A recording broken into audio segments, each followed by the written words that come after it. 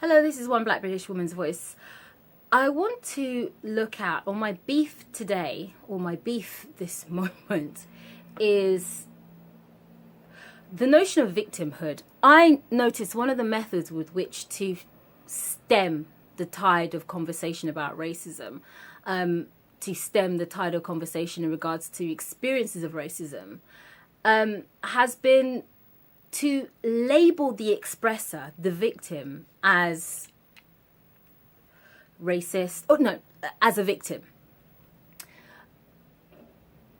It's an approach, actually, that I've noticed, even not just directed at black people, but being directed at women, being directed at anyone that has the need to express their experience and share it with the world.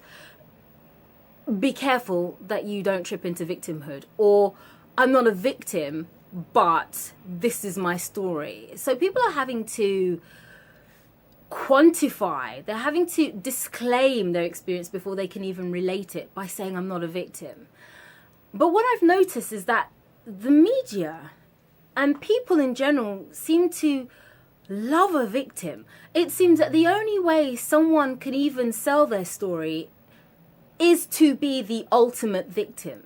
And when I say ultimate victim, what I mean is, heaven forbid you defend yourself verbally from a racist attack. Heaven forbid you defend yourself physically from a racist attack. Heaven forbid you defend yourself in any way, shape or form. In order for your story to be palatable to the masses, in order for your story to be deemed as horrendous and deserving of sympathy, is to play the ultimate victim. It is to say that when I was spat on, I haven't been spat on, but when I was spat on, for example, use an example, I did not respond. I've got a really good friend who I am deeply fond of, but he is apt at quoting this experience he had on public transport. There you go, public transport. Oh God, racists love public transport. But he refers to it often, and he talks about how someone on this train started on him and he never said anything, but then he didn't need to say anything because all these white people came and jumped to his aid. And what I've shared with him, what I've said to my friend is, if you had responded, you being a 6'3" black man, do you think they would have come to your aid? No, they want to watch you be debased. They want you to become to a point so debased that you would merit being worthy of being defended. And then they trotted off the train feeling good with themselves because they'd saved the black man. It's not about you, it's about the white need to be a hero. It's about, well, he's shown that he's not going to defend himself, so what I'll do is I'll use my white privilege, or my grandiose sense of right and wrong, and step in and defend this 6'3" black man. And I said to my friend, if you had defended yourself verbally in any way, not one of them would have defended you. They would probably do what white people had done to me. They would collude together and have me set up on a false charge. So, which is a story that I'm going to touch on. I keep saying I'm going to do it soon. I keep doing it soon, but for legal reasons I can't. But I will touch on this incident that happened to me a few years ago. So, embedded within the black narrative on racism is this condition, or the small print, that you have to be the victim before your story is palatable. Another example would probably be Stephen Lawrence. I mean, they are now trying to denigrate this young black man's name. They, alluding to all sorts. As far as I'm concerned, a group of white people stabbed him at a bus stop and left him there to die. I have no interest in any kind of background whatsoever. But if Doreen Lawrence had then left her home with a kitchen knife and looked for these thugs and did something, she would have lost her footing within the media empathy, the media sympathy game. She had to be the ultimate victim. She had to be a woman who not only lost her son, but had to face an institutionally racist police force refusing to give her justice for the death of her son. She literally, I can't remember the full details, many years ago now, but she had to, I think they had to be found not guilty or something. So she had to be reduced completely in circumstance.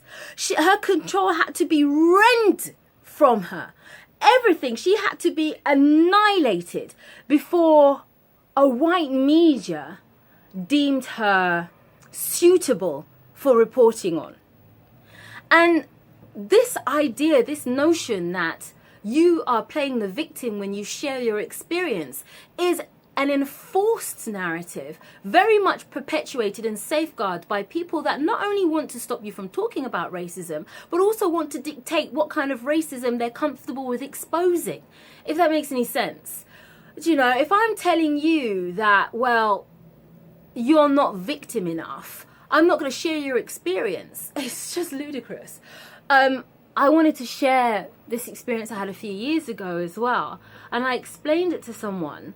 And she was a journalist. And she wasn't going to do my story. I wasn't seeking for her to give my story. I just know journalist people and journalist friends.